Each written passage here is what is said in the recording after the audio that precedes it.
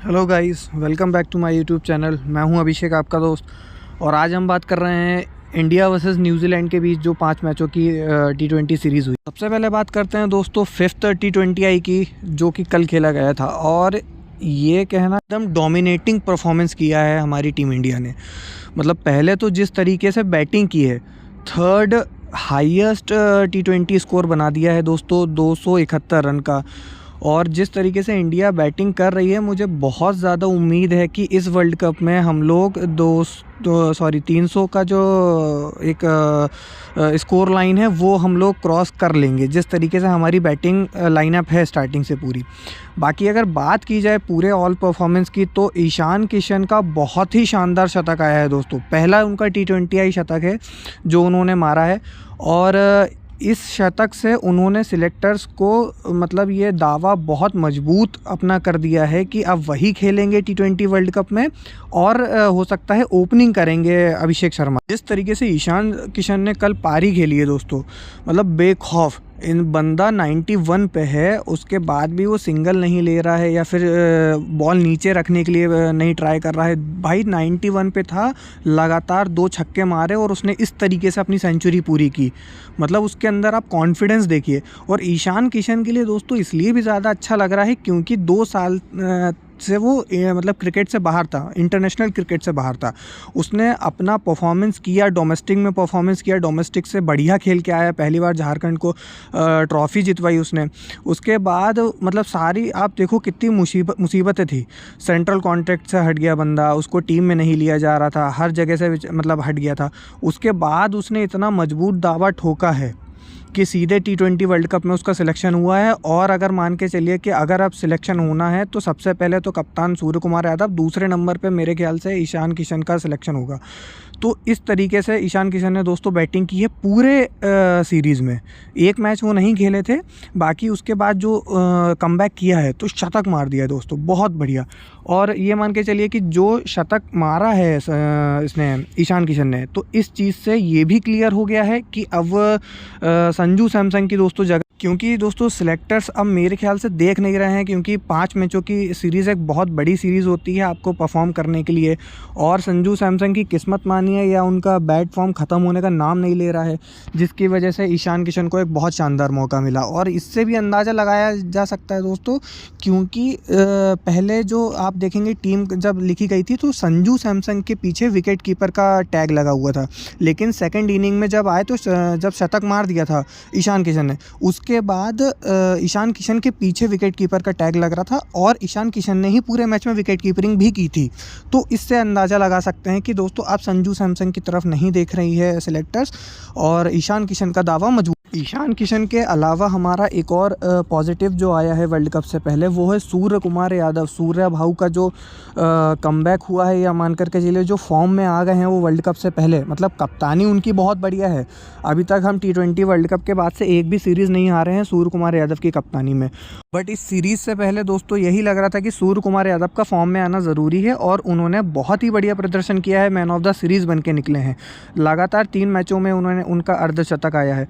तो ये 2 बहुत बढ़िया पॉजिटिव आए हैं। दूसरी चीज़ है कि जिस तरीके से शिवम दुबे ने अपना मतलब एक ऑलराउंड प्रदर्शन किया है, बॉलिंग में भी प्लस बैटिंग में भी, तो ऊपर से सारे बॉक्सेस अब टिक हो गए हमारे। नीचे बात करें बॉलिंग की, तो दोस्तों कल थोड़ा सा बुमराह के लिए थोड़ा सा सही नहीं था दिन, आप कहेंगे, क्योंकि रिंकू सिंह को भी एक विकेट मिल गया, लेकिन बुमराह साहब को कल विकेट नहीं मिला। और विकेट नहीं मिला वो ठीक है, लेकिन 4 ओवर में भाइयों 58 रन पड़े हैं। तो अब आप सोचिए कि मतलब किस तरीके से कल दिन गया है बुमराह साहब का। मतलब नॉर्मली ऐसा हम लोग सोचते नहीं है कि बुमराह का इस तरीके से दिन जाएगा, बट क्रिकेट में वही है कि कभी किसी का दिन अच्छा जाता है, किसी का ख़राब जाता है। अच्छा, लेकिन एक चीज़ और है, आप लोगों ने शायद ध्यान दिया है होगा या नहीं, I don't know. Arshdeep Singh ने दोस्तों जो स्टार्टिंग में पहले ओवर में 17 पड़े, दूसरे में 23 पड़े, तो 2 ओवर में भाई साहब 40 खा चुके थे, ठीक है, 1 विकेट मिला था। उसके बाद सिंह साहब आते हैं, और सिंह साहब ने जिस तरीके से 4 विकेट ली है और जिस तरीके से प्रॉपर कमबैक कर दिया है, मतलब एक तरीके से रोक दिया था न्यूजीलैंड को, तो उसका पहला 5 है। लेकिन एक चीज़ और मैं आपको बताना चाहता हूँ कि सरदार साहब एक ऐसे बॉलर हैं जिन्होंने सबसे ज़्यादा बार 50+ रन दिए हैं, और उनका ये 5 भी है। तो ये पहले ऐसे बॉलर हैं हमारे उसमें। बाकी अगर ऑलराउंड प्रदर्शन की बात करें तो दोस्तों बहुत बढ़िया एक प्रदर्शन रहा था, क्योंकि बैटिंग पिच थी, पाटा पिच था, तो स्टार्टिंग से यही है कि भाई ये 200 तो बनने, फिर भी आपको अपोजिशन टीम को भी उस टारगेट के नीचे रोकना होता है। बाकी बात करें न्यूजीलैंड की दोस्तों, तो कल टिम साइफर्ट का बल्ला नहीं चला, लेकिन दोस्तों फिन एलन मतलब न्यूजीलैंड के लिए बहुत बड़ा पॉजिटिव निकल कर के आए हैं। उन्होंने बिग बैश लीग में भी सबसे ज़्यादा छक्के मारे हैं, सबसे ज़्यादा रन बना के आ रहा है वो बंदा।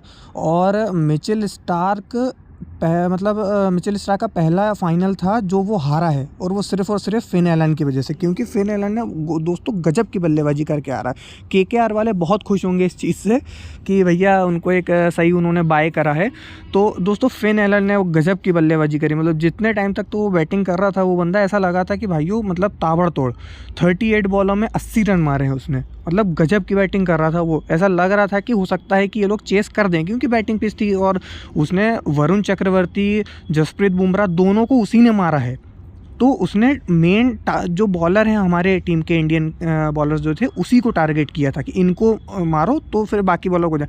और बॉलिंग से याद आया दोस्तों, बापू ने जिस तरीके से बॉलिंग की है अपने पटेल साहब ने, तो वो बहुत बढ़िया बॉलिंग की है। मुझे ऐसा लगा कि अर्शदीप सिंह से भी ज़्यादा बढ़िया बॉलिंग बापू ने की है।